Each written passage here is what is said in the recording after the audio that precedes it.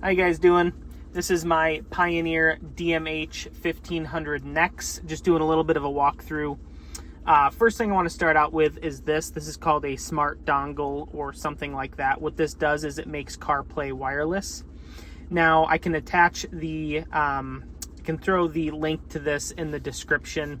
These are pretty handy. Now the 1500 NEX has CarPlay, but it is not wireless. And the way I wired this in is I made this plug right here a USB that's connected to this, so whatever I plug into that goes into the screen. So let's plug this in. CarPlay is not connected right now. It's just, you can hit my radio here. Radio's going on. And podcasts. Can mute that. So I'm gonna plug this in, and it should connect right to my phone here. So let's see what it does. It might take a second. It usually doesn't take all that long. So it's already reading the device here. Yeah, so there it goes. It pops right up. So now it's completely wireless. Nothing's fastened to my phone. I can hit Spotify. My playlists pop up. I can go to what's playing right now. And then start playing the song. So it's pretty nice. Let's see, you can go to your maps. I use Google Maps. It's all set up. This screen is one of my favorite. I'm going to Georgia.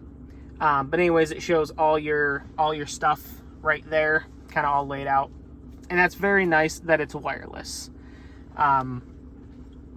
So that is the first thing I wanted to go over. Second thing I wanted to go over here is I'm going to unplug the smart dongle. CarPlay is going to stop. Now, the next thing I wanted to go over is how I play movies off a flash drive on the screen. So, first and foremost, I've talked about it a little bit in a couple other videos about how I wired this in. So, I'm going to move the camera a little bit. Down here, I have a toggle switch right there. Now, what I did is on that toggle switch, there's two wires that come out of it. And then from the screen, you have the green wire, the light green wire, which is your parking brake wire.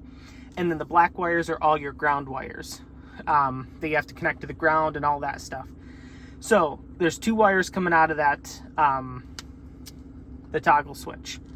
Now, the green wire, from the screen, I connected to one side of the toggle switch. The black wires, the ground wires, I connected to the other side of the toggle switch. What that did is give me the ability to break that circuit right there, so I can turn the parking brake on and off. So technically the system thinks I'm turning the parking brake on and off. The reason I say that is because this unit, you could connect the parking brake wire directly to the ground and it would think it's on, but you wouldn't be able to play movies because, as you'll see in a minute, you can't just play a movie. You need to turn the parking brake off and back on again. So let's do it. This is my flash drive. It's kind of handy because I have USB-C and USB on the other side. Now I had to buy a new one because it needs to be formatted for FAT32, and I use Mac, and at least at the time I could not format to FAT32, so I bought a new one and it came like that, which was perfect. It's what I needed. So I kind of have my screen here customized, and I like having the USB right there because it's kind of quick to just hit that. Format red, it's reading the first movie on there, which is Pirates of the Caribbean. Now I did already turn the parking brake off and back on, so let's see, it's highlighted right now.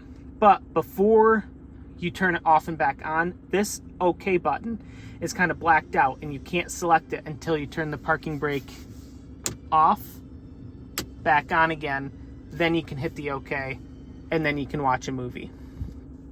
So that's one of the things that I found with this. You have to do some sort of toggle switch to kind of break that connection, so you have the ability to turn it on and back off. You hit here. I have a bunch of movies on this flash drive. It's a pretty large flash drive. I do not recommend watching movies while driving, so I don't recommend that. Go back to the home screen. like I said, I have this customized. You can hit AV. It just pops up with your other options here. You can move stuff in and out, however you want to work it. Now, I put a backup camera in this vehicle too. It did not have one before. Put a backup camera in, and honestly, it is crazy clear. It's surprising how clear it is. You can actually see the exhaust. It's actually better than my newer vehicle that I just got. But altogether, I really like this unit. Things are just easy. Change the time, you literally just click the time. The date's the same way. Now in the settings, you can set a setting to be your favorite. So if you're in here and you want, I don't know, parking assist guide to be your favorite, you can hit the star button. And then when you hit settings, it's going to keep bringing me back there. When I hit settings, it's going to show your favorite settings. I have dimmer settings as my favorite because sometimes the dimmer, especially, you know, the light and dark just changes time consistently. So sometimes I get in my vehicle in the morning and it's not bright yet. So I have to go in and hit day. Let's see. Oh, it's set to time. So you end up just changing the time. I can hit manual, so I can just turn it to day and night whenever I want. Now it's at night. It'll slowly dim down. Now it's at day. Or you can do time, timer duration, and then you set it to when it's going to be dim. I have it dimmed from 7:42 p.m. to 6:15 a.m. is when it's going to be dimmed down. So those are some of the features of this. You know, I do think this is a nice unit. I've really enjoyed it so far. But yeah, let me know what you guys think, or if you have any questions with how to play movies on this. It's pretty nice to be able to play a movie.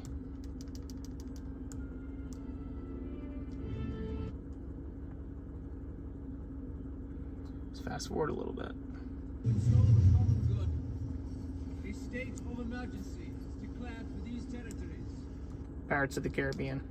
So, let me know if you guys have any questions or what you guys think of this unit.